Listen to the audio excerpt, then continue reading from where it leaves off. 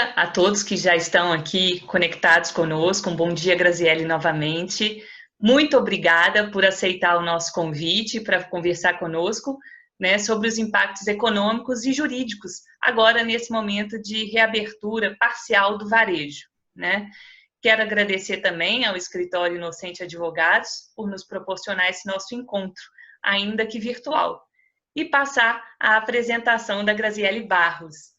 Graziele, que é consultora com foco em investimentos no setor de shoppings, tem pós-graduação em gestão pela Fundação Dom Cabral, atuou durante 10 anos como gestora responsável pelos investimentos imobiliários, especialmente em shoppings, de um grande grupo econômico de Belo Horizonte, portanto, somos conterrâneas. Como diretora de uma dessas empresas desse grupo, pôde sentar à mesa dos comitês de investimento e comitês de expansão dos principais shoppings do Brasil. Também participou da estruturação e da gestão ativa de fundos imobiliários, de modo que eu tenho certeza que essa nossa conversa hoje, né, Graziele, será realmente muito enriquecedora. Graziele, uma vez mais, muito obrigada. Doutora Fernanda, eu que agradeço o convite também a toda a equipe do Escritório Inocente Advogados. É um assunto que eu adoro, é um assunto que eu amo. Vamos em frente. Muito obrigada. Obrigada a todos que estão assistindo também. Muito bom. Bom, antes de nós começarmos, eu gostaria só de dar 2 avisos. O primeiro é que os microfones dos participantes serão silenciados nesse momento para evitar ruído, enfim. E o segundo é que aqueles que quiserem enviar as suas perguntas podem enviar pelo chat, pelo bate-papo, e que ao final também a gente vai abrir para perguntas, né? E eu espero que elas venham. Bom, vamos então começar. Graziele, nós podemos falar que não apenas a vida e a saúde das pessoas que têm sido fortemente impactadas pela Covid-19, mas também as relações jurídicas têm sofrido os efeitos dessa pandemia, né? Notadamente as relações patrimoniais. O que nós vimos foi ali no início do mês de março, com o avanço do vírus no país, os governos locais começaram a editar uma profusão de decretos, determinando então o fechamento de espaços públicos e espaços privados. No que diz respeito aos espaços privados, as lojas, os centros comerciais e os shoppings foram obrigados, então, a fechar suas portas. E os lojistas, por sua vez, a encerrarem as suas atividades de uma forma abrupta, ainda que transitoriamente, né? E é isso justamente que eu queria começar ouvindo você, né? Durante o fechamento do comércio ali em março, até agora, o cenário lá era um. E até agora o cenário já é outro. O que esteve em jogo durante todo esse período? Bom, doutora Fernanda, no início, eu vou sempre ser clichê, falar que é uma situação inédita, ninguém esperava isso que está acontecendo, é uma situação que acomete o mundo inteiro, né? O vírus foi democrático, digamos assim. Então, esse início foi de muita observação.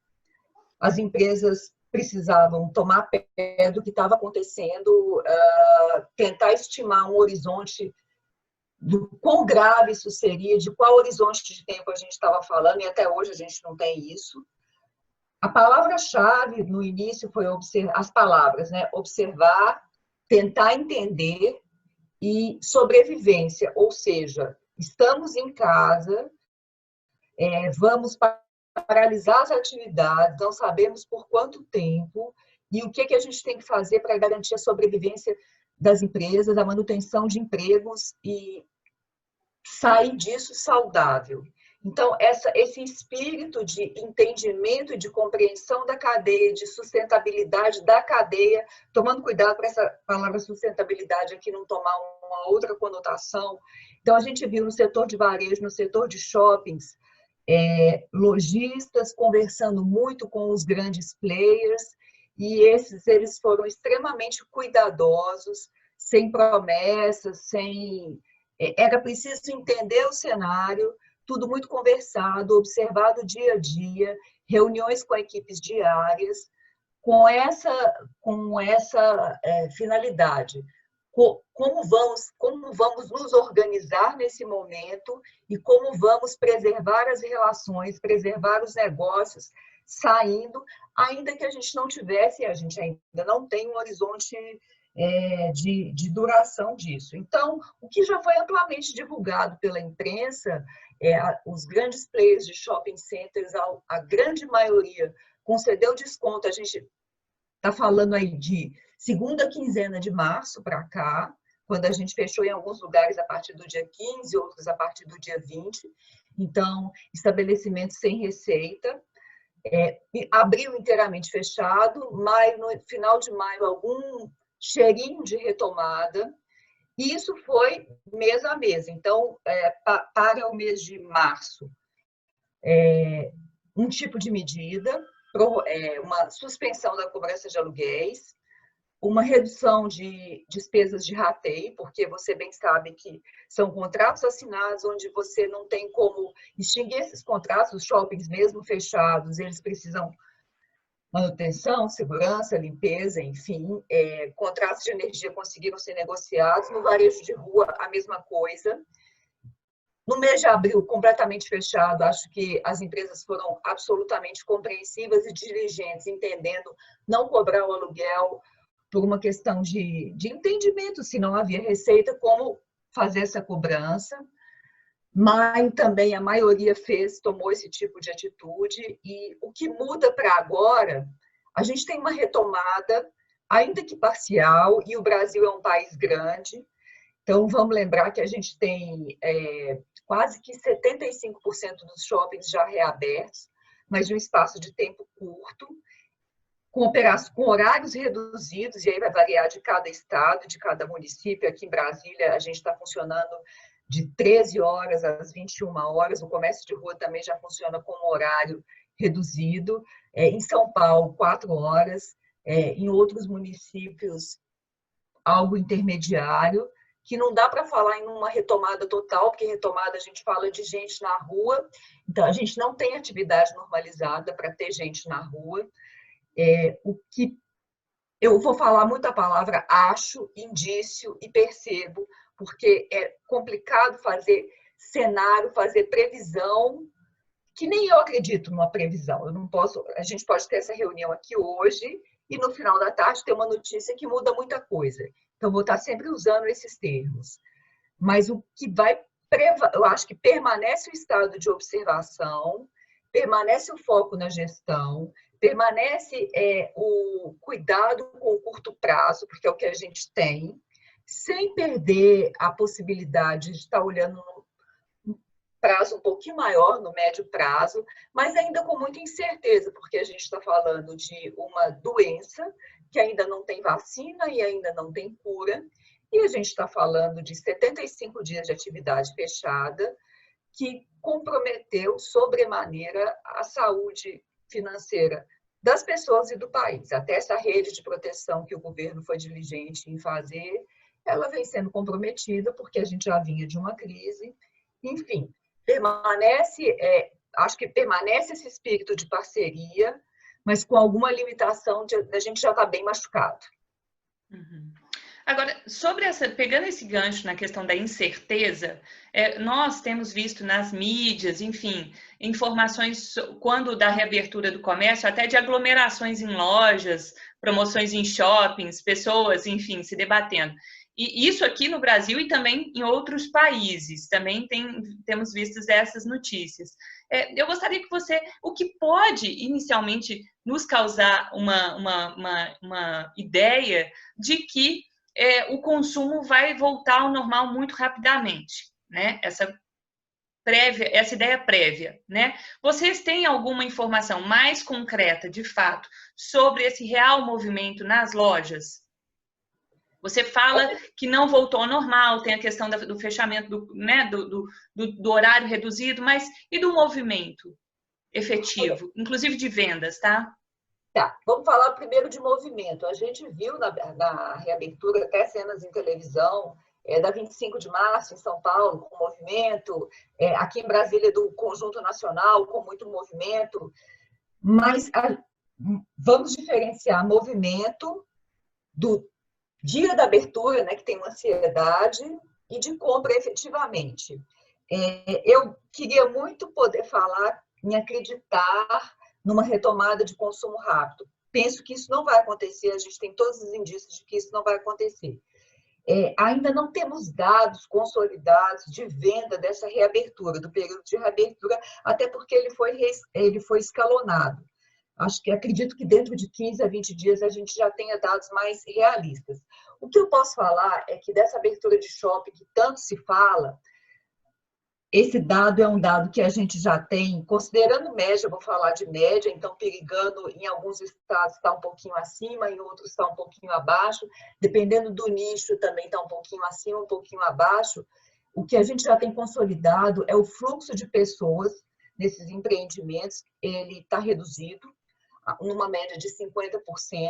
E um outro dado que pesa bastante sobre esse consumo e sobre esse comportamento é o tempo de permanência das pessoas nos estabelecimentos.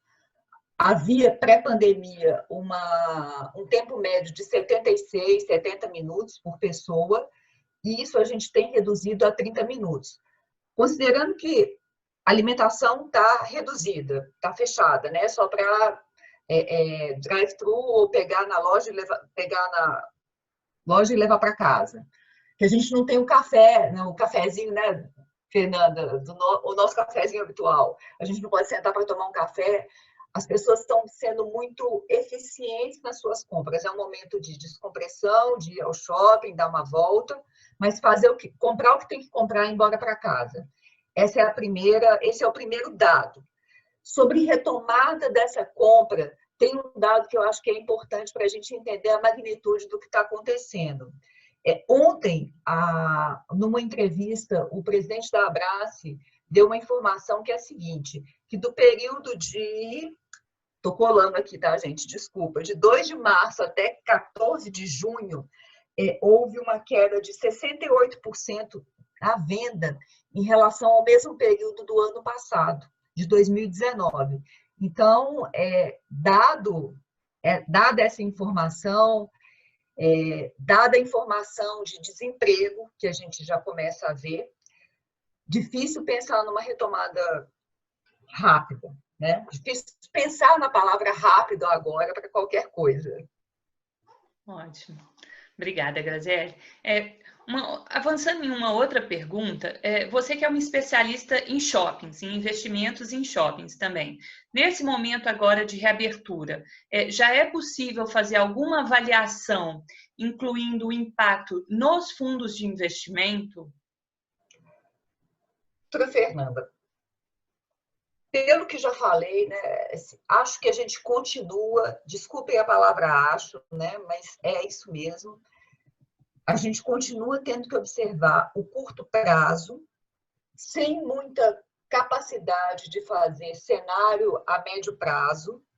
Lembrando que a gente está falando de consumo discricionário, ou seja, consumo do que sobra no final do mês para gastar, da disponibilidade de gasto, e aí entra a confiança do consumidor nos dois sentidos, de poder sair para a rua, se sentir confortável e seguro para uma doença que está aí e fazer compra, e a gente passa pela insegurança, pelo cuidado, pela cautela em gastar dinheiro. Estamos no momento de poder fazer gastos? Essas são as duas perguntas que são feitas. Então, analisar isso no médio prazo é entender que a gente vai ter um consumidor cauteloso. Então, é difícil analisar isso nesse momento. Os resultados, eles mostram quedas abruptas, que a gente não sabe qual vai ser o comportamento delas no médio prazo e no longo prazo, mas a gente sabe que elas não vão voltar rapidamente aos patamares pré-pandemia. E aí eu vou dar alguns dados aqui, tá?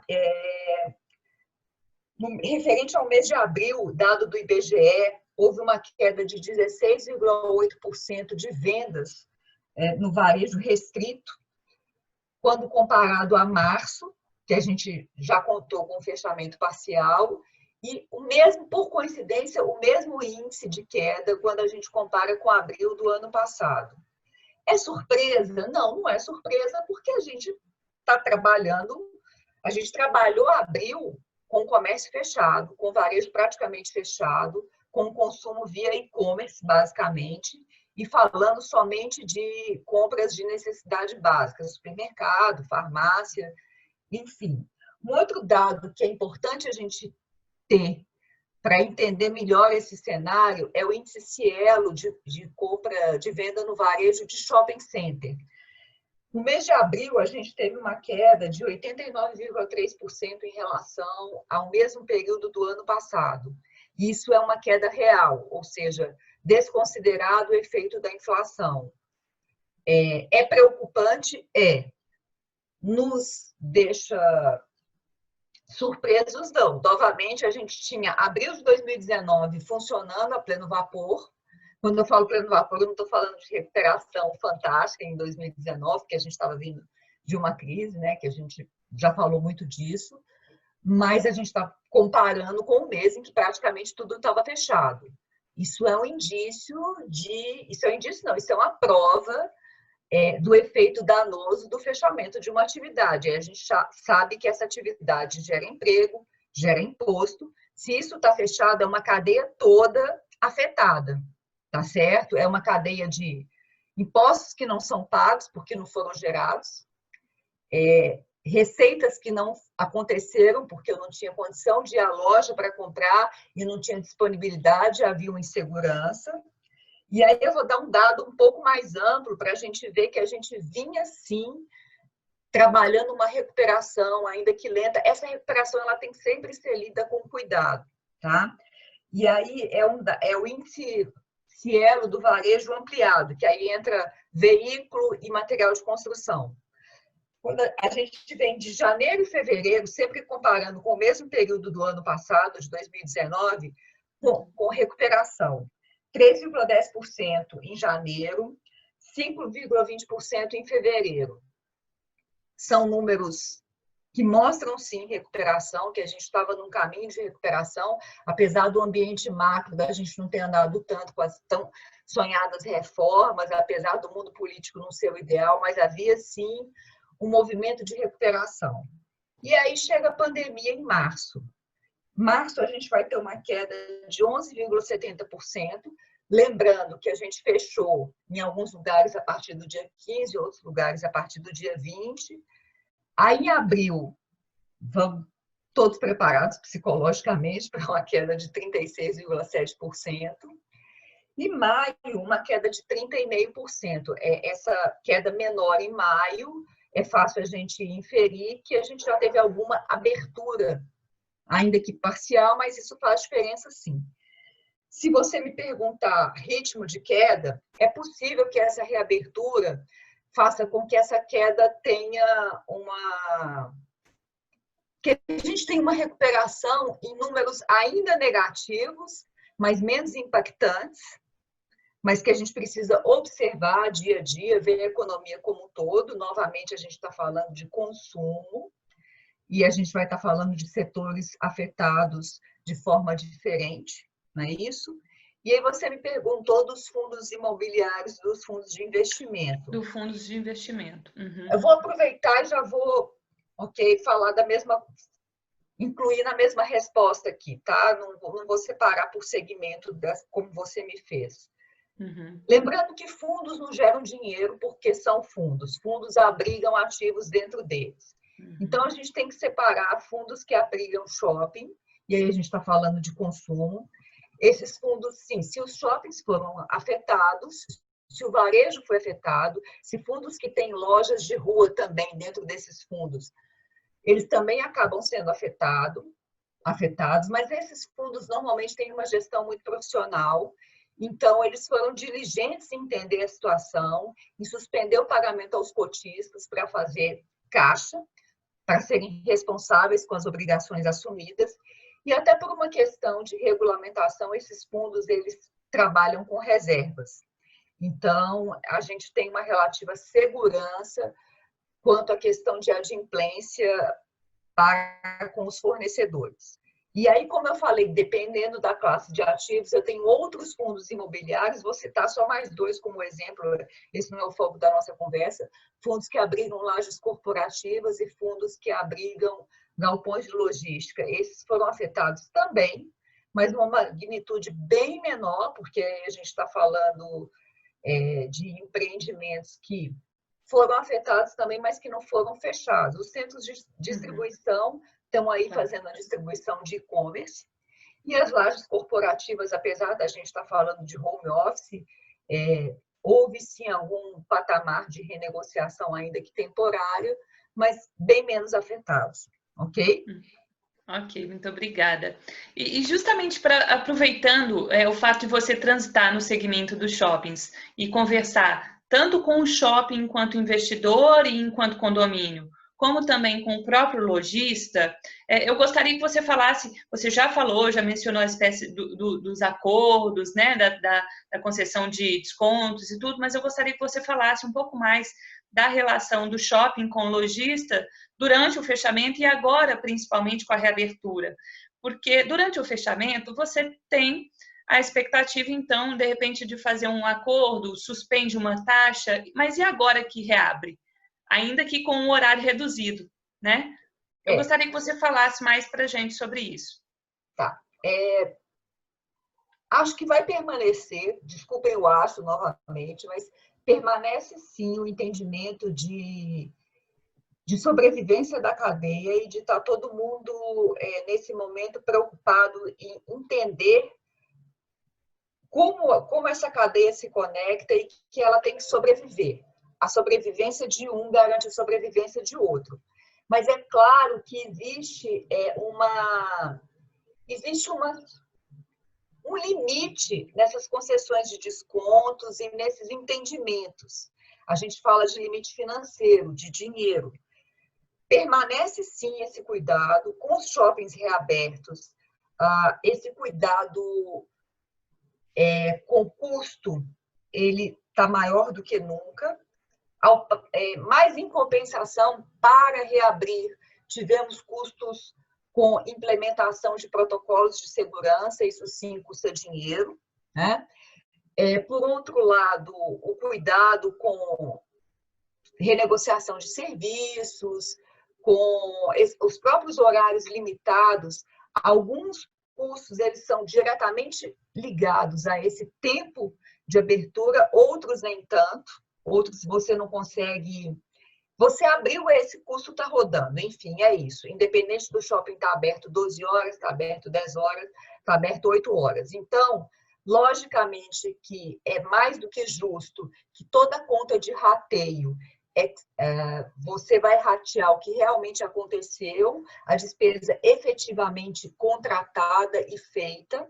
Isso é possível ser feito.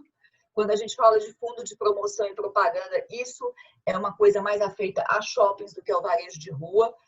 Esse fundo de promoção e propaganda, em alguns empreendimentos, ele foi zerado por um entendimento de que não era o momento de estar se contratando esse tipo de despesa, mas em outros, já havia despesa contratada, então isso precisa acontecer, porque senão a gente está falando de aporte de empreendedor, de dono de shopping. E agora a gente já tem algum nível de venda, a gente precisa medir esse nível de venda para entender como é que o lojista vai conseguir assumir as suas despesas e conseguir pagar esse aluguel. De outro lado, a gente está falando de um negócio que é imobiliário, que é ter uma loja na rua locado por um lojista, que é ser empreendedor de shopping center, ou seja, eu também tenho que gerar resultado para alguém.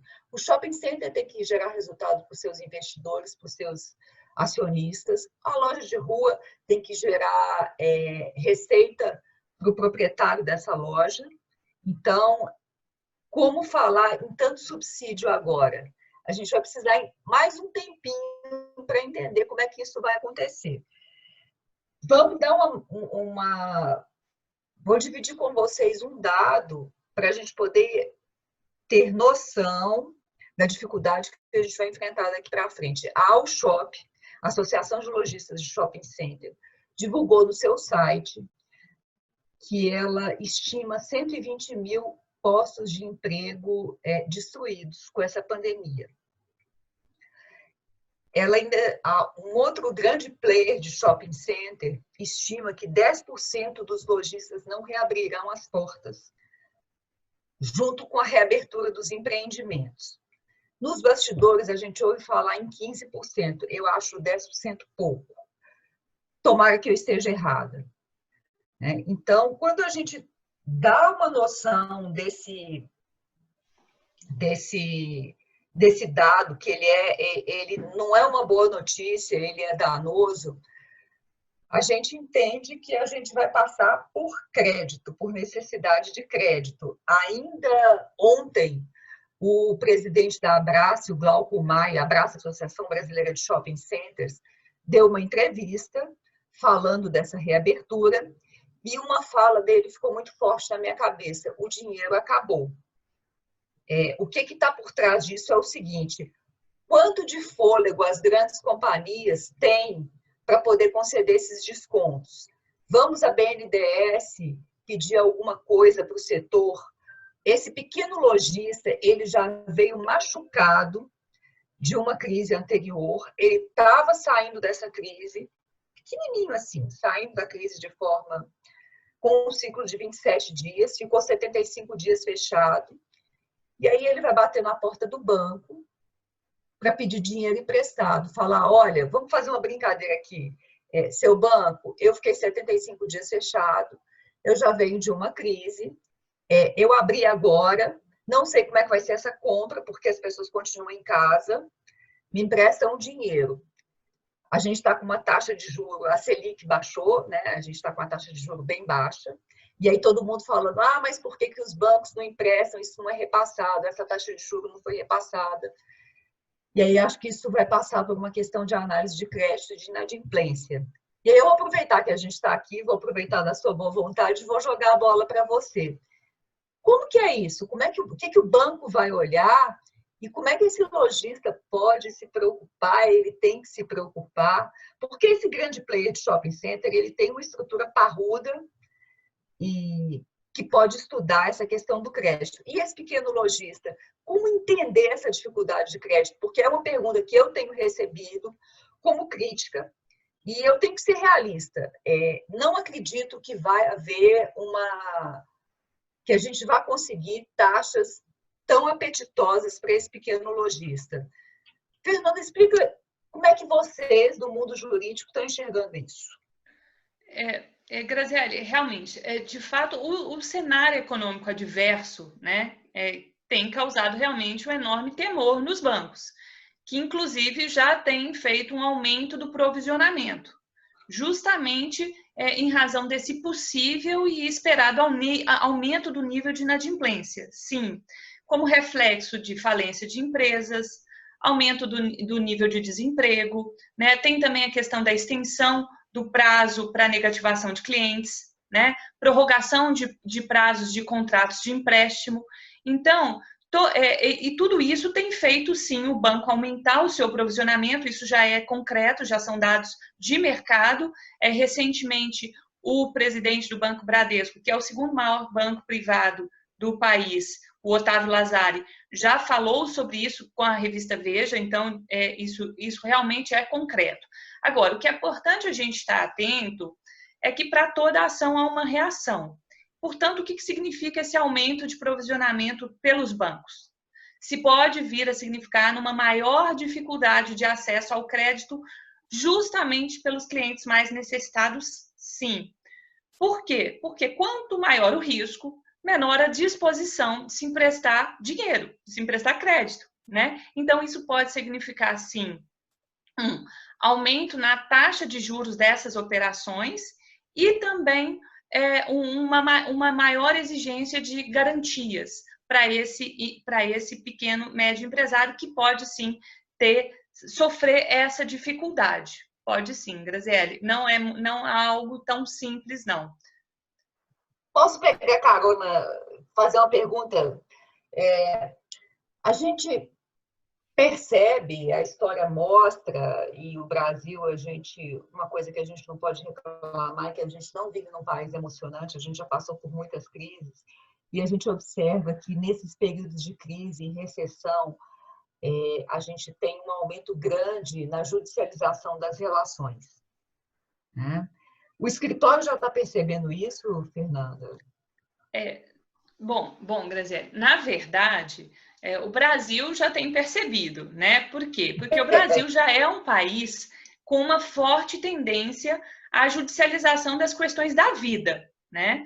Então, com relação aos conflitos decorrentes, né, do coronavírus, da crise do coronavírus, também não seria diferente. Então, o judiciário já tem, sim, sofrido impacto, né, de judicialização das questões mais diversas possíveis. Então, a gente está falando de relações trabalhistas, contratos imobiliários, contrato com operadoras de saúde, contrato com escolas, né, porque tem a discussão do pagamento ou não integral das mensalidades, enfim, são vários os assuntos já submetidos ao judiciário. Agora, uma questão interessante que é importante a gente falar, no que diz respeito aos contratos imobiliários e aos despejos, há uma tendência mundial para se fazer uma espécie de suspensão das ações de despejo durante esse momento agora da pandemia.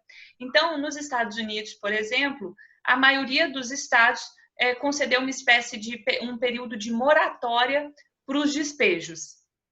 Então, e que vai sendo flexibilizado à medida em que também vai sendo flexibilizado o distanciamento social. Na Alemanha, por sua vez, o parlamento determinou que os despejos estarão suspensos até agora, no final do mês de junho. E aqui no Brasil, houve o projeto de lei 1179, da autoria do senador Antônio Anastasia, e que dispunha sobre uma série de questões do direito civil, entre elas, inclusive, também o despejo. O presidente da República, no momento de sancionar essa lei, que virou a Lei 14.010, ele acabou por vetar vários artigos, inclusive os artigos que falavam sobre o despejo, né? Mas, apesar desse veto do presidente, o que nós temos visto pelo judiciário afora é uma tendência também de se suspender o despejo, né? E fazê-lo também como essa tendência mundial. Agora, eu acho que é importante, e sobretudo para os que nos ouvem também ficar atentos, com a possibilidade de mediação dos conflitos, né? Nas mediações, você tem um terceiro, né? Um terceiro que é independente das partes e imparcial, que facilita essa comunicação entre as partes. E nos processos de mediação, ele tem esse olhar para o aspecto humano de resolução do conflito, que eu acho que nesse momento tem tudo a ver até com essa solução dos conflitos decorrentes da crise do coronavírus. Por quê? Você tem partes que se encontram em um conflito, mas que, na verdade, não foi causado nem por A nem por B, mas foi por um terceiro, que é justamente aqui a Covid-19 e todas as suas implicações. Portanto, eu acho que também é uma possibilidade de solução até de conflitos, até para se sair do judiciário. Agora, só já me encaminhando aqui para o final, e peço desculpas, porque, enfim, eu vim aqui para ouvir você e não para falar tudo. Não, mas gostamos de ouvir. Você me conhece, sabe que eu acho que trabalhar com o jurídico na gestão é valor para mim. Acho que eu prefiro ter vocês como parceiro antes do problema do que ter vocês para resolver o problema. Obrigada. Bom, então, só para concluir, e passo a bola para você. Apesar dessa tendência de intervenção nas relações contratuais, recentemente, o presidente do Superior Tribunal de Justiça, e eu acho importante falar isso, né, porque é o ministro João Otávio de Noronha, e é o tribunal para onde desaguarão certamente todas essas questões decorrentes da Covid-19, todos esses conflitos, né? Porque ele trata das questões infraconstitucionais, né? Então, muito provavelmente, tudo desaguará lá. e ele falou que o princípio da Covid-19, aqui fazendo uma referência aos princípios do direito, não pode servir como justificativa para interferência excessiva nos contratos, né? Mas sim que deve haver uma comprovação uma real demonstração desse desequilíbrio econômico-financeiro do contrato. E o que eu percebo, Graziele, agora sim concluindo, é que essa fala do ministro-presidente do Superior Tribunal de Justiça, ela vai na tendência de abrandamento das relações, que foi justamente o que inspirou a Lei de Liberdade Econômica. E eu sei que você, que entrou em vigor no ano passado, e que eu sei que você é uma defensora da Lei de Liberdade Econômica. Nós até estivemos juntas num seminário que aconteceu no Superior Tribunal de Justiça aqui em Brasília, quando ainda era medida provisória e pairava uma expectativa enorme sobre a entrada em vigor e os efeitos. Mas, enfim, pedindo novamente desculpas, porque eu me empolguei aqui na fala da questão da judicialização, e são muitos os assuntos, mas eu gostaria de saber de você dessas questões, dessas relações imobiliárias e contratuais e tudo que decorre sobre esses aspectos como efeito da crise da Covid-19, também sobre esses contratos. Esquizofrenia é a palavra que me veio à cabeça, né? Quando eu ouço você me contar a questão da mediação, eu fico numa felicidade extrema, porque a gente sabe que o nosso judiciário é lento, é moroso, e, enfim, isso dá assunto para você. Eu não vou falar sobre isso, porque eu corro risco de falar bobagem, porque eu não sou da área, mas a gente sofre esses impactos na pele. E, por outro lado, com essa situação do Covid, obviamente, a gente não pode negar a gravidade da situação e os cuidados que devem ser tomados. A gente assistiu essa teoria da liberdade econômica, da mão forte do Estado, fora de não ter mão forte do Estado, de liberdade econômica de verdade, cai por terra em quase todo mundo, porque foi algo extraordinário mesmo. Mas me assusta muito, sabe, Fernanda, essa mão forte do Estado voltar por motivo de uma pandemia, por um motivo extraordinário, dela voltar com um caráter provisório e virar permanente. A gente sabe, a gente tem vários exemplos nesse sentido, a gente sabe que isso é danoso, e agora, mais do que nunca, é perigosíssimo, porque a gente está caminhando para uma relação dívida-PIB aí de quase 100%, quando a gente considera atividade paralisada, o que o governo está dando de isenção de tributos, de impostos, de incentivos, o que a gente está dando com essa ajuda nessa rede de proteção. E aqui, gente, por favor, não vai nenhuma crítica a esse tipo de ajuda. É só esse cuidado em não transformar o que é provisório em permanente e que a gente não tem condição de arcar.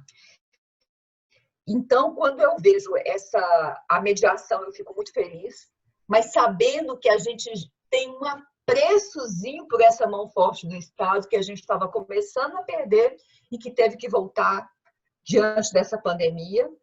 E aí me vem uma outra coisa à cabeça, que é o seguinte: temos que cuidar dos vulneráveis, sim. O judiciário, vocês, advogados, têm que ter esse olhar, sim, de uma justiça com um olhar mais amplo, pensando no cuidado com as pessoas. Mas quem define vulnerabilidade? Quem define quem é vulnerável? E eu acho que isso é uma armadilha perigosíssima, porque todo mundo, nesse momento, é, de alguma forma, vulnerável. Claro que aqui a gente está falando de uma bolha, onde a gente pode ficar em casa, onde a gente pode ter todos os cuidados. Nenhuma crítica ao ter que ficar dentro de casa. Eu não sou epidemiologista, eu não sei tratar dessa questão, mas a gente sabe que a gente tem uma realidade muito diferente do restante da população. Acho que nenhum de nós aqui precisa de alguma rede de apoio, mas todos nós precisamos de uma economia forte, todos nós precisamos de segurança jurídica para poder investir, porque todos nós precisamos gerar emprego, precisamos gerar renda, precisamos gerar riqueza, né? Então, quando eu falo dessa mão forte, de um Estado definido quem é vulnerável, essa justiça, ela pode virar uma faca de dois gumes, né? Quando eu julgo quem é vulnerável, Vamos dar um exemplo claro aqui. Eu tenho um apartamento que está alugado e a justiça vem, determina que eu não posso despejar. E se esse apartamento for minha única fonte de renda, foi a minha aposentadoria, eu me planejei para ter isso como um complemento de renda. São dois vulneráveis. É uma equação difícil. Olha, esse abacaxi é do governo e é de vocês, advogados, eu entendo perfeitamente. Mas essa identificação do vulnerável, ela é muito perigosa. Essa mão forte do Estado, ela joga por terra, inclusive, a ideia de mediação. Se ela não for muito bem pensada, muito bem ponderada, mediar para quê se eu tenho alguém que me protege? Ok que o direito, ele vem sempre no princípio da boa-fé. Boa-fé sempre. E aí a gente compara a nossa realidade com a realidade americana. E a gente já melhorou nessa questão do despejo. Você sabe disso melhor do que eu. Mas nos Estados Unidos esses processos são muito rápidos e eu entendo que tem que haver esse tipo de intervenção por lá. Mas e aqui? A nossa realidade não é tão diferente, a gente já não tem, o Estado já não interfere demais nisso. Então vamos pensar nisso. Aquela senhorinha que tem um apartamento e que ela vai perder a renda dela também. Ela é menos vulnerável só porque ela tem um apartamento? Quanto que o governo pode medir essa vulnerabilidade? E quando eu tenho essa mão forte, aí eu quero deixar isso muito forte como reflexão. Quem é vulnerável? Quem define quem é vulnerável? E se eu abro muito esse aspecto, esse espectro de vulnerabilidade, mediar para quê? Né? Eu tenho um mecanismo tão sofisticado em termos de entendimento que é a mediação, que pode ser jogado por terra por uma proteção do Estado excessiva. É isso. Não, é claro que é algo que a gente tem que refletir. Nós, como operadores do direito, né, temos que estar sempre prontos, obviamente, para atender os interesses do nosso cliente. Mas, claro, sempre levando em consideração todos esses aspectos, sim, que nós levantamos aqui. Claro, sempre, né? Bom, Graziele, continuando aqui a nossa conversa, eu gostaria de avançar mais agora e falar um pouco sobre as consequências, sobre os efeitos trabalhistas da crise do coronavírus, né? Durante, no momento de fechamento e agora com a reabertura. O que vocês já têm visto na prática no que diz respeito ao varejo? Bom, só lembrando daquela informação que eu dei anteriormente, né, da estimativa da Alshop de 120 mil postos de emprego queimados, né? A gente está vendo uma destruição de emprego no mundo inteiro, isso não é prerrogativa só nossa, não é democrático também, mas é claro que a gente, como um país pobre, a gente vai sofrer mais com isso. Mas voltando especificamente para o setor, a gente viu aquela adesão do movimento Não Demita, que foi muito importante no início, foi muito interessante. Quem pôde aderir, aderiu. O governo flexibilizou algumas regras, possibilitando a redução da jornada de trabalho, possibilitando a redução de salário. Isso foi muito importante. Só que à medida que o tempo se alonga e a gente não tem uma vacina para poder retomar atividades, esse compromisso com o não demita, ele vai ficando cada vez mais complicado. A gente está falando a vida como ela é, ter recurso para. E o mais importante disso tudo é gerar riqueza.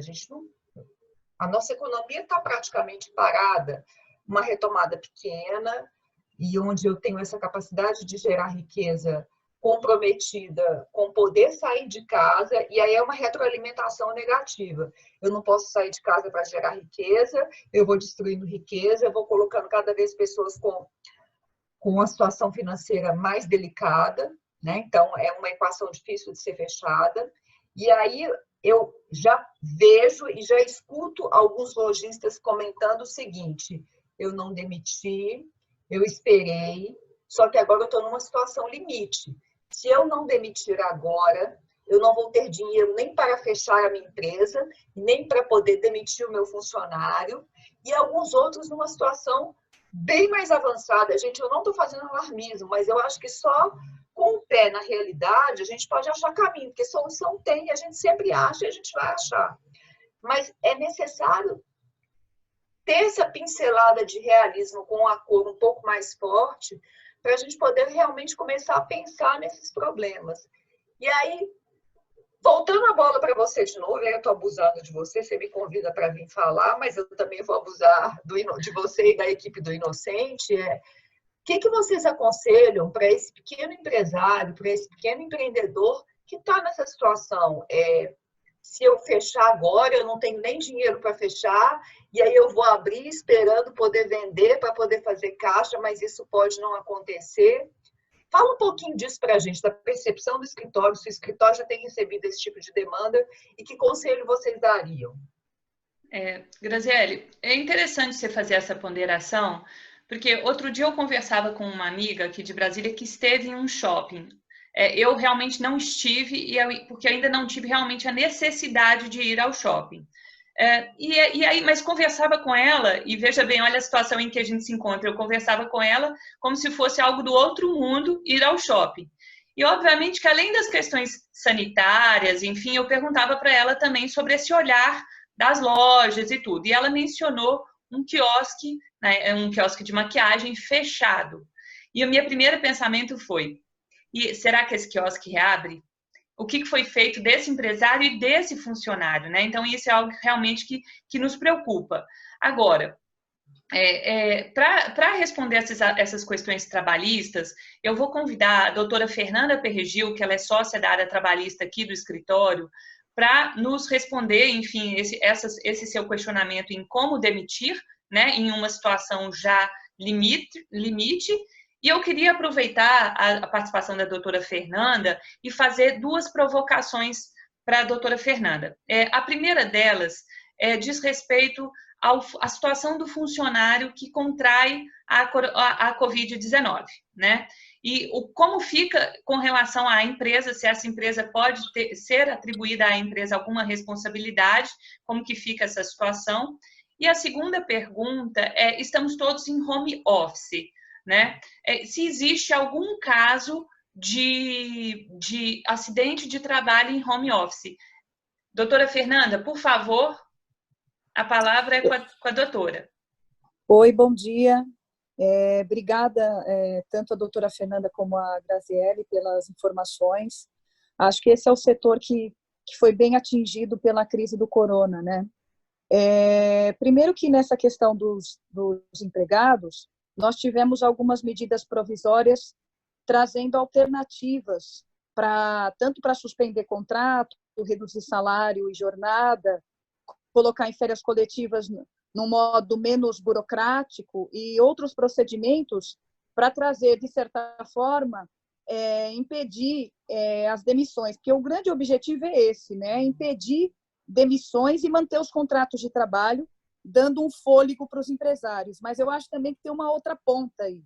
Eu acho que havia um incentivo e houve toda a movimentação para microcrédito e principalmente para a folha de pagamento, que a gente já sabe que muitas empresas não conseguiram ter acesso a isso, porque não é só o fato de você diminuir tua folha ou ter alguma redução de encargo trabalhista, mas também, de alguma forma ali, preservar os empregos. E aí entra muito esse incentivo que foi, muitas vezes, aí divulgado pelo governo, tanto da questão da folha de pagamento, né, do financiamento da folha, e do microcrédito. O problema foi o acesso disso desses empresários.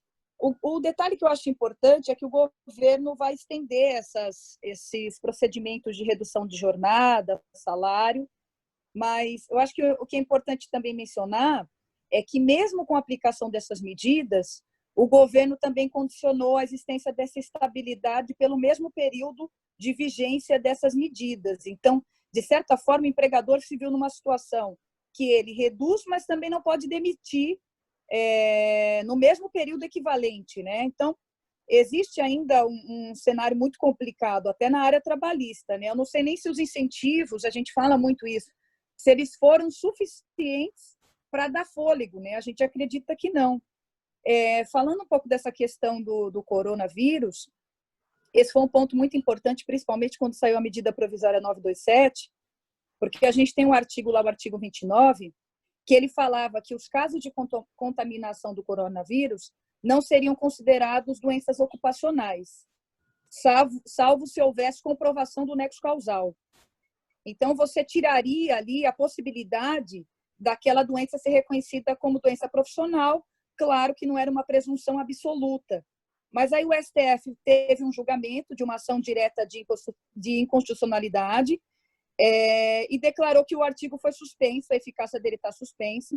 Então, essa presunção, por hora, não teria aplicabilidade.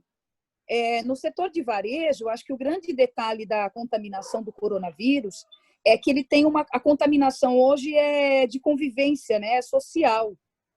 No atendimento ao público, com certeza o empregado fica muito mais exposto, né, do que quem trabalha em escritório e muitas vezes consegue aí fazer uma reunião virtual. Então, existe esse risco de exposição exatamente pelo atendimento ao público. Então, fica a cargo também do empregador ele oferecer todos os EPIs, que são os equipamentos de proteção individual. E aí ele também teria que comprovar que implementou essas medidas de segurança. É claro que existem exceções, né? A gente fala muito das exceções quando abrange aí um contexto de atividade de risco, que são os profissionais de saúde, e que a própria atividade já gera o risco, mesmo com as medidas de segurança implementadas. E eu acho que você mencionou a questão do home office, né? Sim, sim. Então, doutora, essa questão do home office, ela acabou sendo disseminada nesse período, né? Tantas empresas que não tinham esse costume, não tinham essa prática, tiveram que se adaptar, né, a essa nova realidade da gente ter que trabalhar dentro desse isolamento social. Mas eu acho que é importante que, mesmo dentro desse contexto de home office, o empregador continua responsável pela saúde do empregado. Então, a gente tem também um artigo específico que fala que o empregador ele é obrigado a orientar de maneira, usa essa expressão, de maneira ostensiva, que o empregado tenha condições ali seguras de trabalhar. Quando que a gente pode avaliar uma questão de doença profissional no contexto de home office? É comum em casos de LER, que é lesão por esforço repetitivo, falta de ergonomia, porque você passa muito tempo na frente do computador, às vezes numa posição totalmente incorreta. Então, o empregador também tem a obrigação de orientar o empregado nesse sentido, mesmo no contexto de home office. Ótimo. Muito obrigada, doutora. Os seus esclarecimentos são muito importantes. Eu acho que certamente servem como uma boa orientação, sim, para todos que nos assistem. Muito obrigada. Imagina, vou agradecer a Fernanda também, porque tinha coisa que eu não sabia. Doutora Fernanda, muito obrigada. Imagina. Eu que agradeço. Obrigada. Bom, Graziele, nós falamos aqui, então, vamos prosseguindo, nós já falamos um pouco sobre as relações contratuais, né, tanto da relação do lojista com o shopping e do lojista com os locadores, no caso das lojas de rua. Falamos agora com a doutora Fernanda Perregil sobre as questões trabalhistas e agora eu gostaria que você falasse um pouco sobre o consumo. O que esperar do consumo, Graziele? Vou repetir meu mantra, né? Vou falar de indício, de percepção, de possibilidade, porque ainda é muito cedo para qualquer conclusão e a gente está sempre falando de uma questão financeira que vai ser determinante nesses hábitos de consumo, se serão novos ou não, a gente vai acompanhar, a gente vai fazer parte dessa história, né, que está sendo contada. Eu penso muito na palavra cautela. Eu vejo um consumidor cauteloso, e aí ele sempre cauteloso por dois motivos. Cauteloso com uma situação que é espantosa, uma doença que a letalidade dela pode ser considerada baixa para alguns, mas é completamente desconhecida. A gente não tem vacina, a gente não tem remédio, a gente tem um sistema de saúde sobrecarregado, esse é o medo, por isso que a gente está em casa, essa reabertura ainda é parcial, medindo o sistema de saúde de cada município. Então, esse consumidor ele tá cauteloso. E durante esse período que a gente ficou em casa, a gente foi experimentando algumas coisas novas.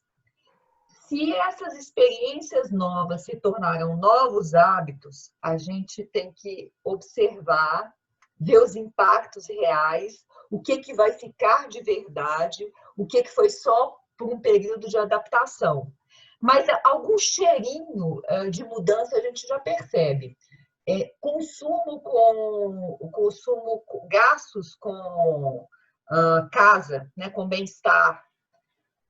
A gente percebeu no início da pandemia, as pessoas ficaram em casa, deixaram de só dormir em casa. A gente viu um 2019 maluco, saindo, indo para a rua, viajando e fazendo reunião, enfim. Vinha para casa praticamente para dormir. E, de repente, ficou em casa 24 horas por dia. E começamos a perceber que as nossas casas têm sim que ser um lugar agradável. E a gente começou a poder perceber que é importante ter uma casa agradável, porque em algum outro momento poderemos ficar em casa sim, seja por uma doença que não uma pandemia, mas por uma questão parcial, por uma questão particular, ou por uma nova onda, a gente não sabe. Então a gente vai cuidar da casa. Esse foi o primeiro momento. Se isso vai ficar, não sei dizer. Se você me perguntar, eu, Graziele, não sou afeita a tarefas domésticas e adoro uma rua, tô doida para ir para a rua. Mas eu não. Pesquisa é algo complicado e a gente nunca pode tomar o nosso comportamento individual como um todo.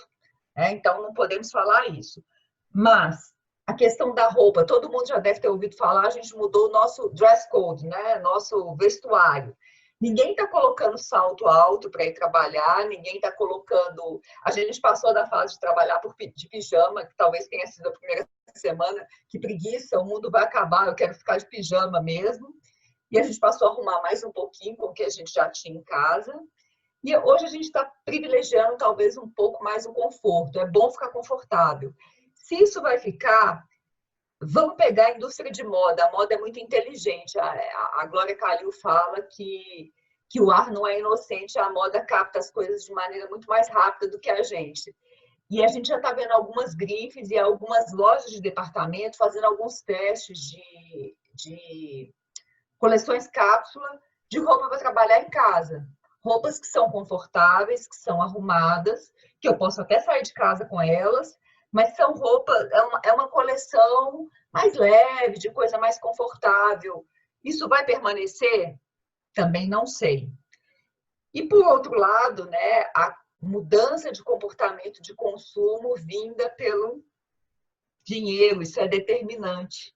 Né? A gente compra quando a gente tem disponibilidade. Aí tem o índice de confiança do consumidor.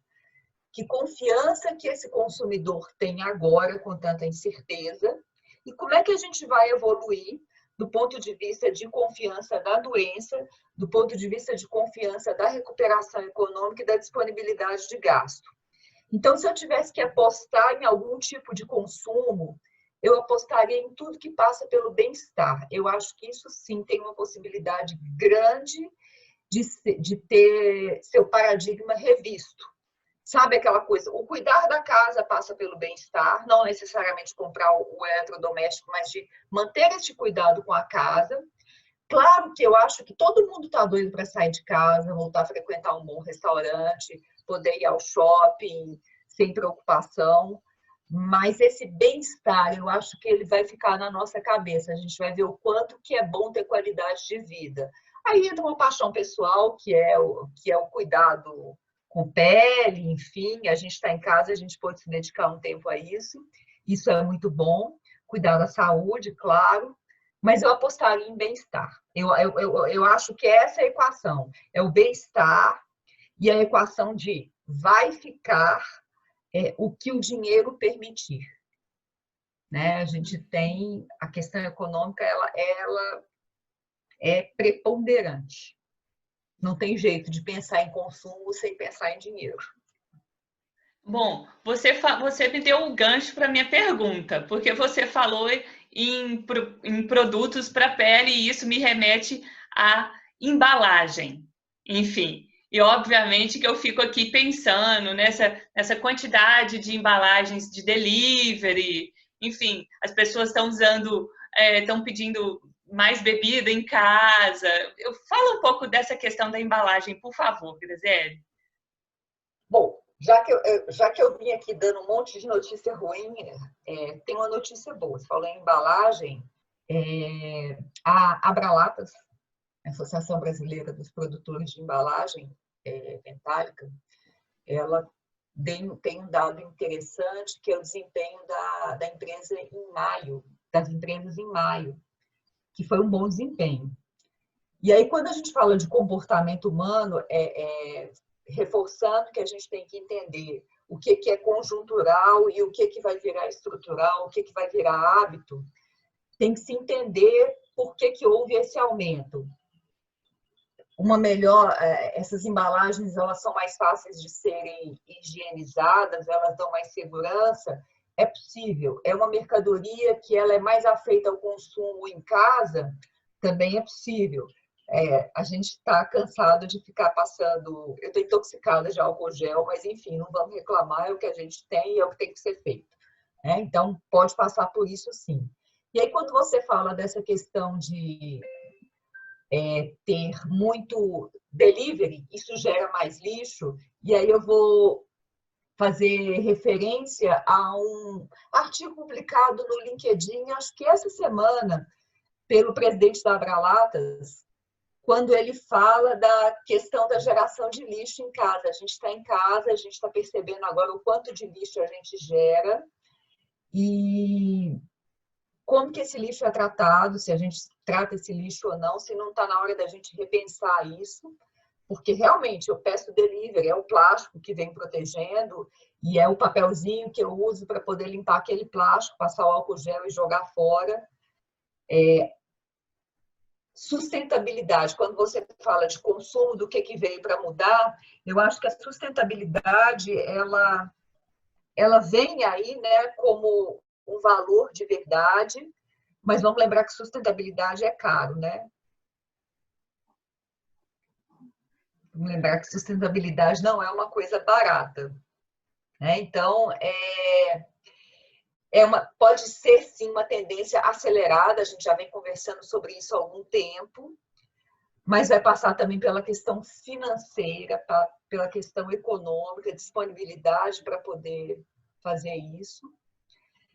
E eu acho que também, aí vamos pensar com a cabeça de negócios, a gente também não pode esquecer que esse assunto é uma pauta que ronda as grandes empresas, os grandes investidores, eles já começam a olhar para a sustentabilidade como uma cadeia de valor. E aí a gente tem o conceito do ESG, que em português é ASG, né? Eu vou usar uma colinha aqui, tá, gente? Que é meio ambiente, governança e sustentabilidade social. Ou seja, as empresas investidoras, elas vão perguntar, elas vão olhar para os seus investimentos, para as empresas onde elas vão investir os fundos, qual que é o relacionamento dessas empresas no ambiente onde elas estão instaladas, como é que elas se relacionam com a comunidade, se é com informações transparentes realmente, como é que elas tratam o lixo, como é que elas tratam a questão de energia,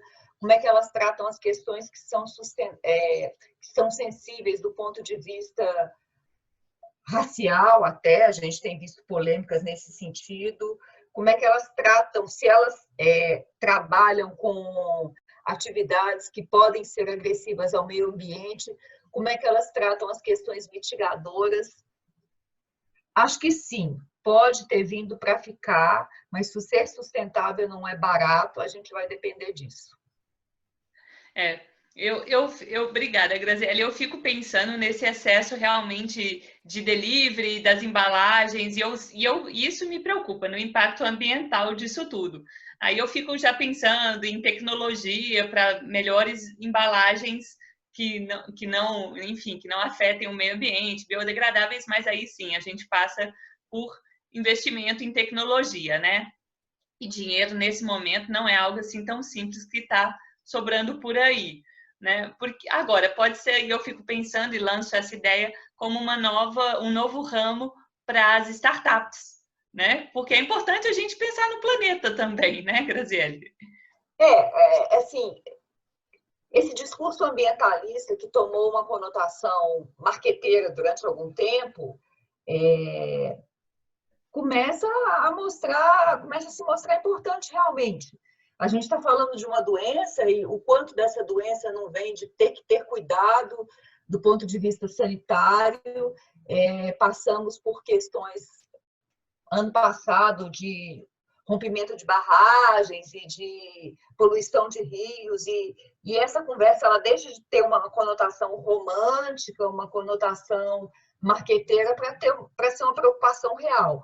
Mas aí eu volto o meu lado, Graziele, talvez um pouco duro, né? Ser sustentável não é barato. É claro que é um ganho de longo prazo e é claro que ele passa por viabilizar a nossa existência, e eu acho que sustentabilidade também passa pela questão de manter empregos e comida para o planeta, né? Então,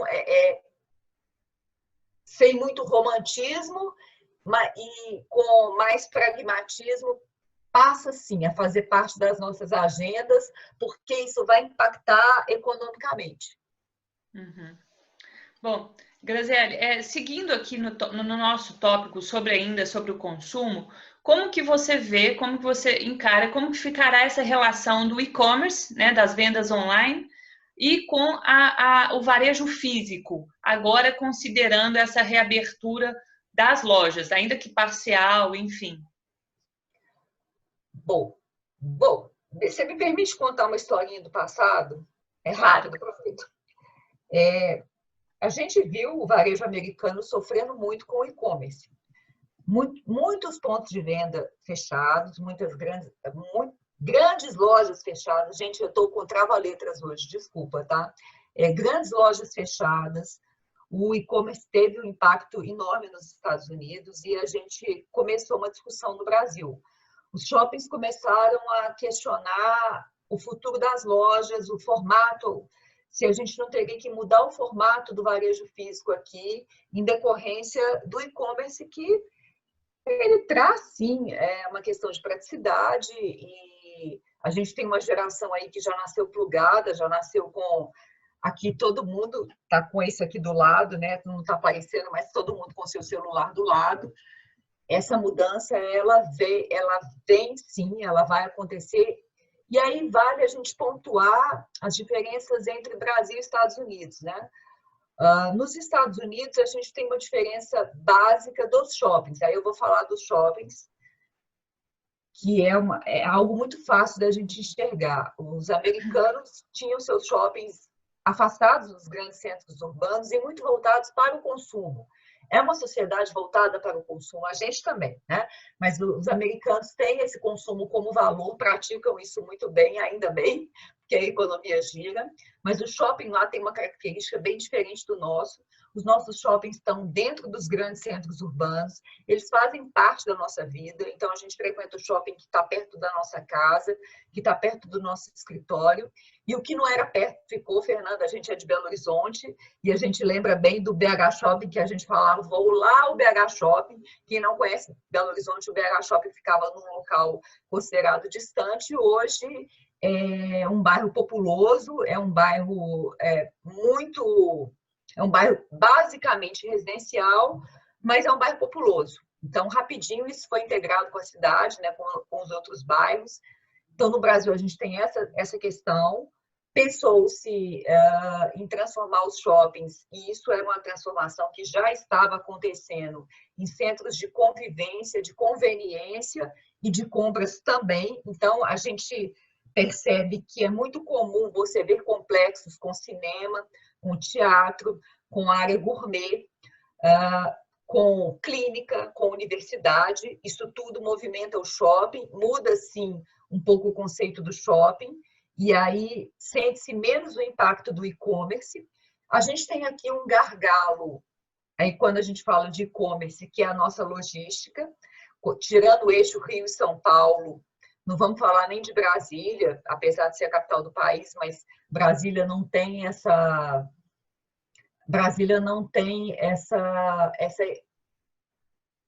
agilidade né, de entrega, a gente não percebe isso aqui ainda, mas tirando São Paulo e Rio de Janeiro, nos outros locais, essa ainda é uma situação bem complicada.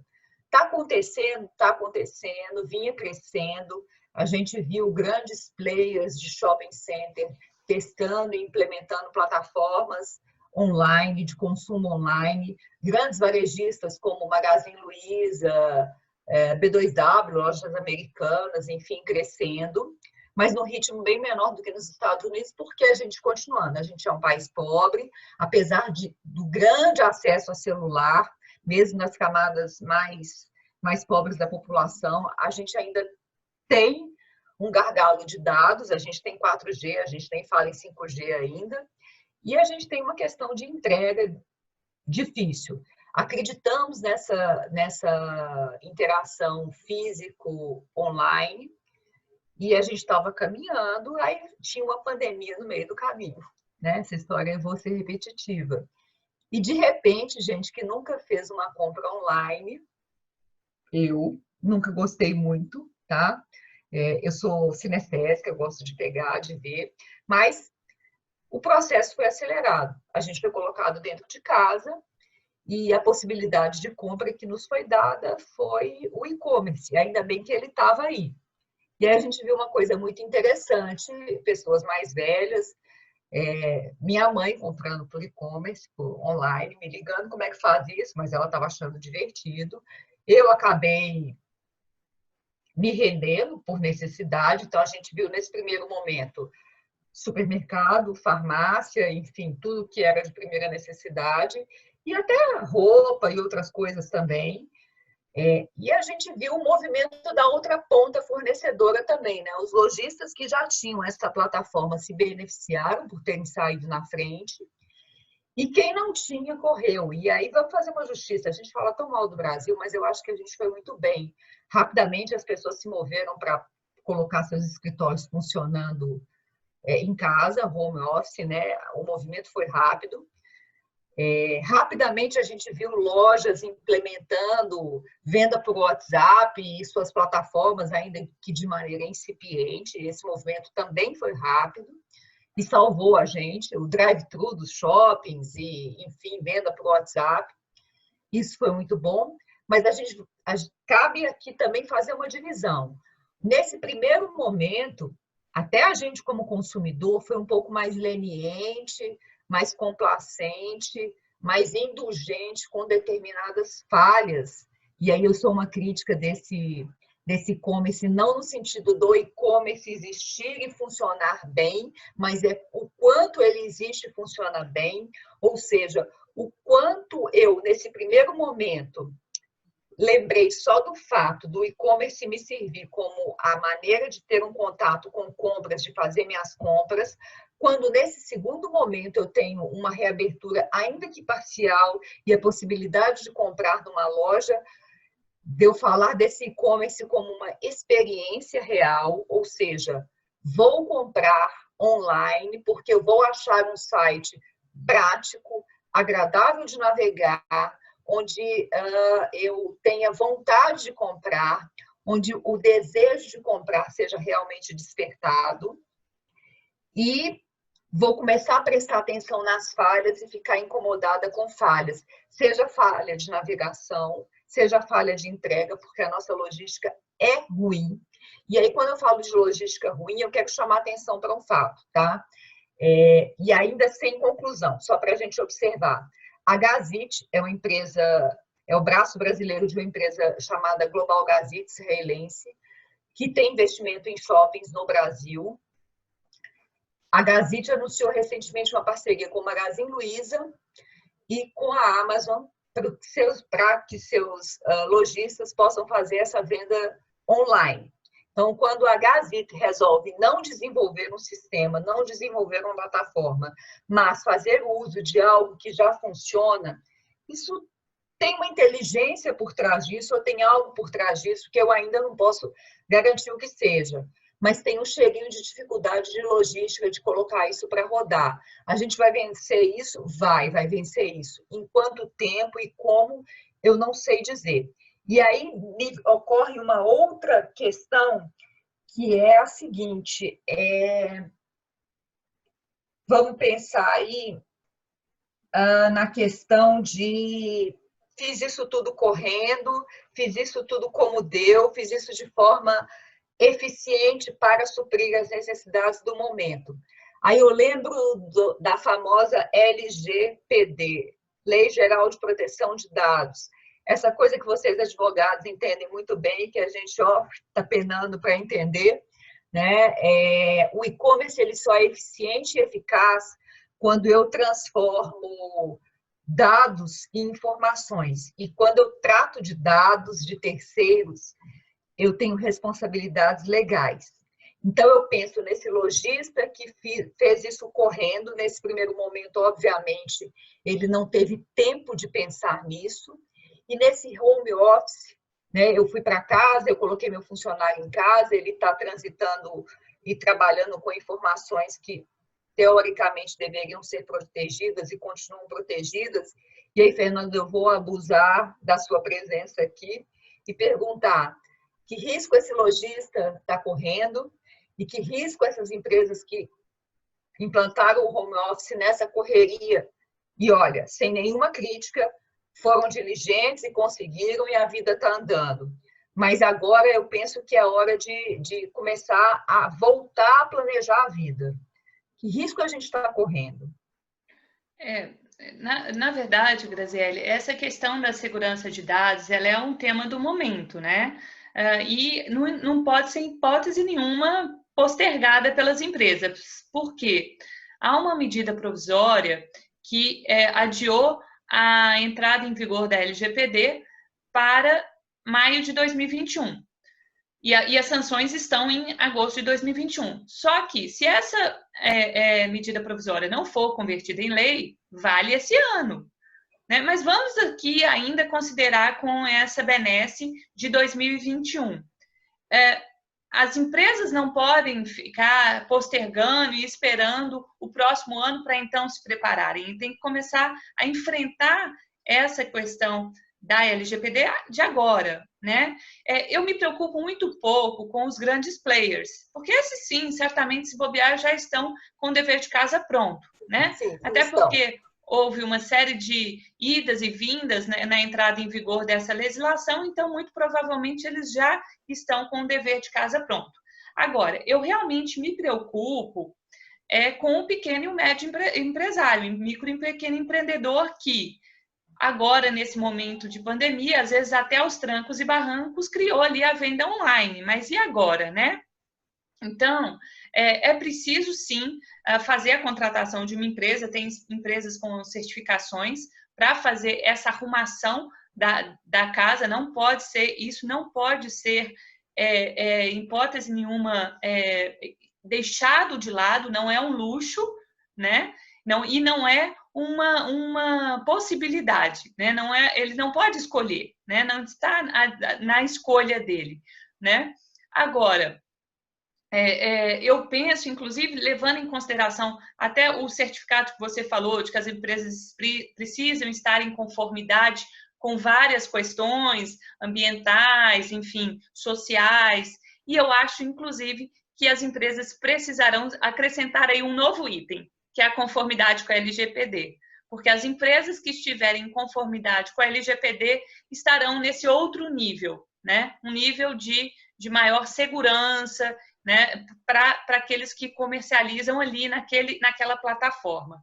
Agora, com relação à segurança de dados em home office, seja no escritório ou seja em home office, ela deve permanecer e sim, cabe à empresa sim cuidar dessa segurança.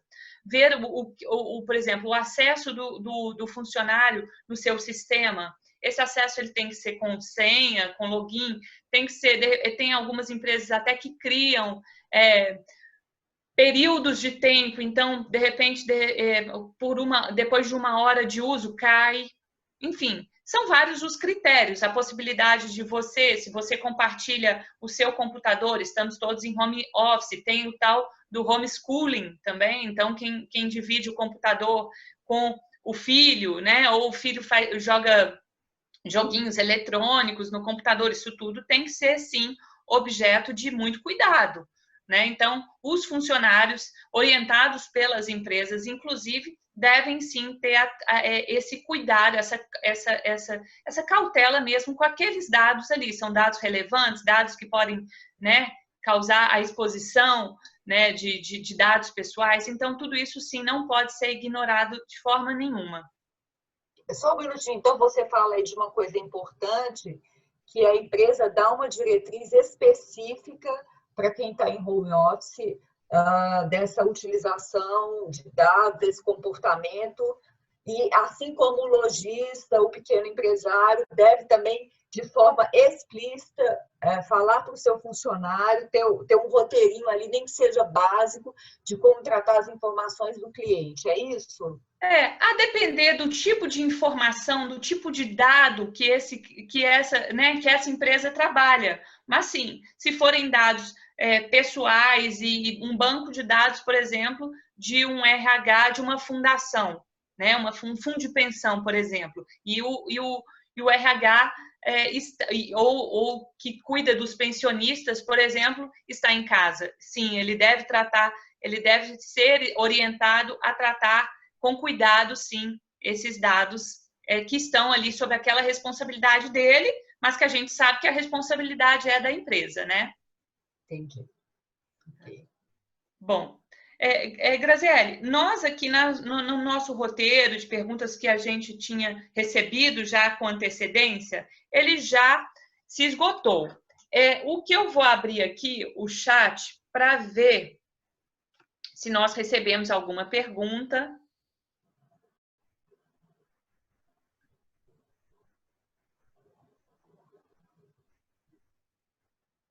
Peraí, que eu vou... Peço aqui desculpas, gente, é tudo no sistema de home office.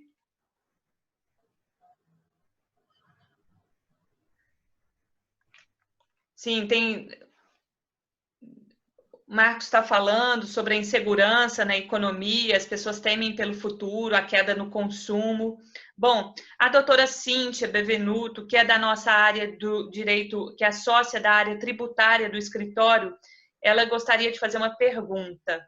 Bom, se o setor de varejo está fazendo algum movimento frente às autoridades, a fim de que sejam concedidos benefícios fiscais que possam ajudar o setor a passar por esse período de comércio fechado ou parcialmente aberto. Então, questões de benefícios fiscais, Graziele. Tem sim, foi montada uma comissão onde a Associação Brasileira de Shoppings fez parte, a Associação de Lojistas e outras associações ligadas ao varejo conversaram com a equipe econômica, falando da importância de se ter algum tipo de incentivo para o setor. Esperando. Bom, mas a gente sabe que a capacidade a gente está falando de uma fragilidade, né? É claro que alguma coisa sim já foi concedida, mas ainda aguardando, ainda tem uma morosidade, a gente vê uma certa morosidade nesses movimentos. Uhum. Bom, a Ana Paula Bonacorsi, que é do TRT aqui de Brasília, da 10ª região, ela falando também, excelente explanação, doutora Fernanda Perregil. O que se observa é que a classe patronal, em geral, vem encontrando cada vez mais dificuldade em solver as obrigações trabalhistas, mesmo aquelas com relação às quais houve flexibilização. Enfim. A doutora Ana Regina Inocente, aqui, que é da diretoria do escritório, perguntou a respeito, e o novo normal? O que será esse novo normal?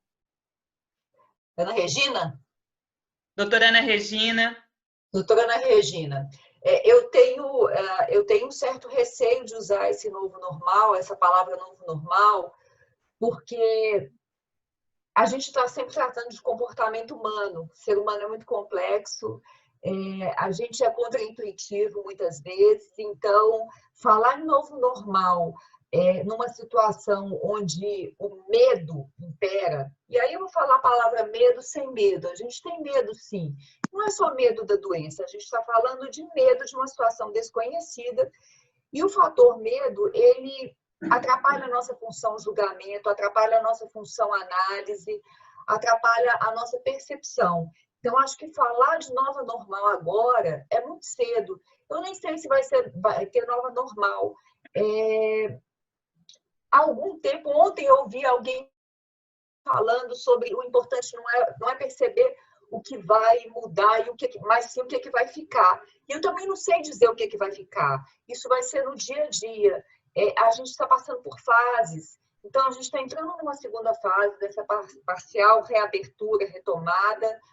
E agora a gente começa a ter uma percepção de comportamentos que vão mudando, mas é muito difícil ainda, desculpa frustrar você com a resposta, mas é muito difícil ainda falar, olha, esse comportamento vai ficar, esse comportamento vai mudar. O que eu posso dizer é o seguinte, eu aposto muito numa valorização do termo bem-estar. Eu acho que tudo que tiver ligado a bem-estar vai tomar uma outra conotação, vai tomar um outro valor, mas é uma aposta minha, tá? É uma aposta minha e de alguns setores do varejo. Mas não dá para falar que isso é a nova normal, não dá para falar que home office é o novo normal, porque a gente gosta de gente, a gente gosta de compartilhar, de estar com as pessoas. Claro que alguns setores o home office ele se mostra mais prático. Claro que poder ficar um dia da semana ou 2 dias da semana em casa é muito bom, mas dá para dizer que isso é o novo normal? Não, acho que não. Acho que não dá, até porque a gente tem essas questões de proteção de dados, questões jurídicas, questões legais e questões de ordem prática também. Dependendo do seu ramo de atividade, é cômodo você ter um colega de trabalho ao lado para poder trocar alguma impressão no trabalho, mais fácil do que eu ter que ligar, fazer uma reunião por Zoom para a gente poder trocar uma impressão. Então, acho cedo falar em novo normal, não sei se teremos um novo normal. A questão financeira vai ser preponderante sobre esse novo normal e ter uma vacina também vai ser uma questão que vai impactar. E aí sim, acho que tendo uma vacina, a gente pode fazer um planejamento num prazo mais longo. Obrigada. Também tivemos aqui uma pergunta do Marcos, que também fala sobre o novo normal, e eu só quero fazer, então, esse adendo para você nos incluir. O novo normal inclui a rotina de visitas aos shoppings ou o e-commerce vai mudar esse paradigma? Bom, como o novo normal alterar a visita aos shoppings, eu acho cedo falar. Nesse momento, sim, a gente tem uma limitação de sair de casa, a gente não tem uma vacina, então a gente tem os mais variados comportamentos humanos. A gente tem gente louca para sair de casa e para ir ao shopping, e que foi no primeiro dia. Eu fui no primeiro dia de reabertura em Brasília por dever de ofício, ver como é que estava funcionando o varejo. A gente tem gente que já gostava de comprar pelo e-commerce, e a gente acredita que na interação das duas plataformas, do varejo realimentando o físico alimentando o varejo. Novo normal, não ir ao shopping, é cedo para falar. Quando a gente tiver uma situação de poder ir e vir com a nossa vontade, ou seja, quando eu puder escolher, quero sair, não quero sair, quero comprar numa loja física, quero comprar pelo e-commerce, aí a gente pode sim ter um medidor de tendência. Não acredito que o varejo físico vá morrer, acho que ele vai se adaptar, a gente tem capacidade de se adaptar. Darwin aí na veia, né? Assim, sobrevive não mais forte, mas quem se adapta. Mas novo normal de frequência ao shopping, eu acho ainda difícil mensurar isso. A gente tem uma limitação e essa limitação, nesse momento, é ela que nos move ou nos mantém em casa. Muito bom, Graziele. Graziele, enfim, as nossas perguntas acabaram, até porque algumas delas elas foram embutidas até em algumas outras sobre os temas sobre os quais a gente já falou. Acho que a gente pode encerrar até pelo adiantar da hora, né? E aí eu quero te agradecer, Graziele, muito, uma vez mais, obrigada pelo seu tempo, pelas suas palavras. Você nos trouxe informações e dados muito relevantes do varejo, né? Que é um grande orientador de toda essa nossa cadeia econômica, né? E também esse olhar da consultoria também do varejo e dos investimentos, que nesse momento ele é extremamente importante, sobretudo em momentos de tantas incertezas como esse que vivemos. Quero muito agradecê-la. E agradecer, obviamente, a participação de todos que nos mandaram pergunta e que nos assistiram e nos acompanharam até aqui também. Fernanda, eu te agradeço, doutora Fernanda. Gente, eu chamo a Fernanda porque a Fernanda é uma parceira, é uma amiga, então a gente brinca muito entre a gente brinca de doutora, né? Fala doutora Fernanda, doutora Graziele, mas aqui eu acabei falando Fernanda, me desculpem. Mas eu agradeço a doutora Fernanda a oportunidade, agradeço a toda a equipe do Inocente Advogados. É um assunto que eu gosto, falei muito, me desculpem. Agradeço a todos que acompanharam a gente até aqui.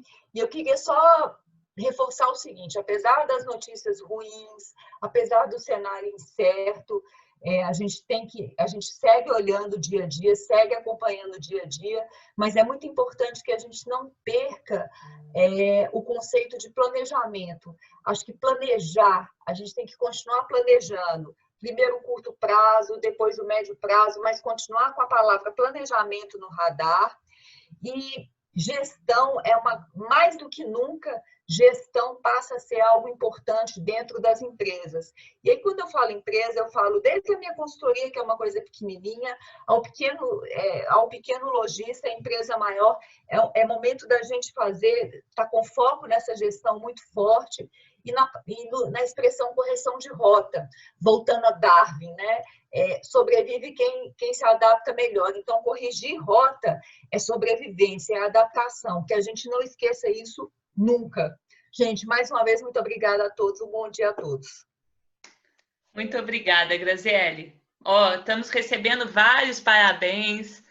Que beleza, gente. Eu que agradeço a participação de todos, a participação da doutora Fernanda Perregil também, que nos auxiliou com as questões trabalhistas. Muito obrigada. Uma boa tarde a todos, gente.